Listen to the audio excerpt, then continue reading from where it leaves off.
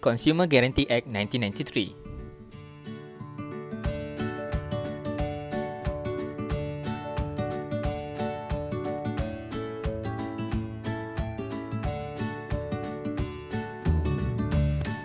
This Act came into force on 1 April 1994. The purpose of this Act is to contribute to a trading environment in which the interests of consumers are protected, business compete effectively, consumers and business participate confidently.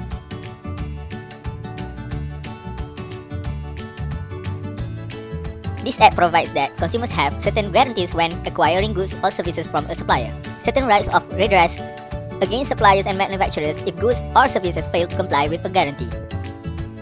Who the Consumer Guarantees Act applies to.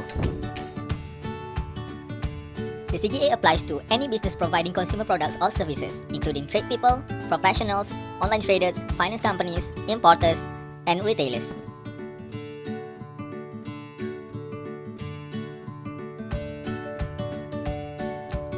Also applies to consumer products and services supplied by businesses, including received as a gift, bought on credit, bought on auction, online door-to-door, or other types of sales, hired or leased.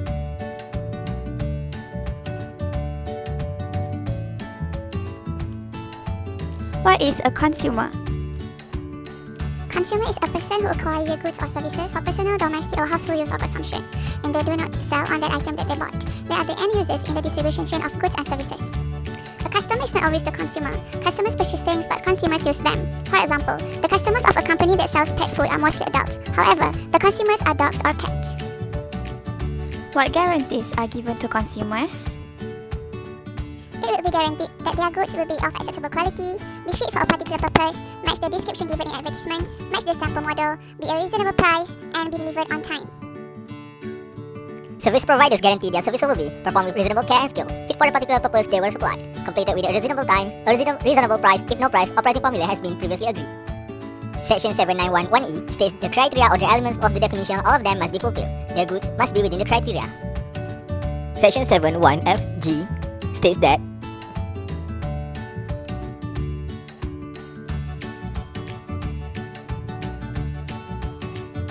Under Section 81A, the goods are to be reasonably fit for communicated purpose. Under Section 82, the supplier may show that the consumer is not rely on the supplier's judgment, or it is reasonable for the consumer to rely on the supplier's skill and judgment. supply by description will occur whenever words are used which identify the goods as belonging to a particular kind of class of goods. The consumer has not seen the goods and is buying on the basis of written description or pictorial representation. The consumer orders the goods from suppliers. The consumer requests the goods from suppliers. The consumer chooses goods that are packaged or labeled. Under Section 10(1), there are two guarantees regarding compliance with the sample. The goods will correspond with the sample, model and quality, and the customer will have a reasonable opportunity to compare the goods with the sample. Section 11 provides a guarantee that the consumer will always pay a reasonable price unless the price has been agreed in the contract, be determined in a manner in the contract, and be determined between the parties. Rights of customers when they are unsatisfied with the goods or services. For minor issue, the retailer could repair the item for free, replace it, or give full refund. If you refuse, fail, or takes too long to address the problem, or the problem is substantial, the customer could ask for their money back, ask you for a replacement, or take it elsewhere to be fixed and claim repair costs back from you. Substantial means a reasonable customer will not have bought the item with the fault is known before the purchases. The goods does not match with the description, unfit for purpose, and also unsafe to be used.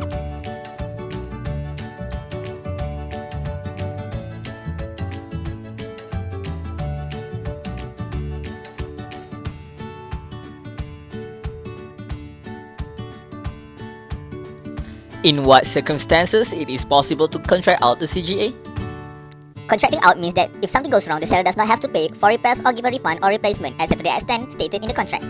A retailer or supplier must not tell customers that the CGA does not apply or try to get them to sign a contract saying it doesn't apply. The only exception is where products or services are for business purpose.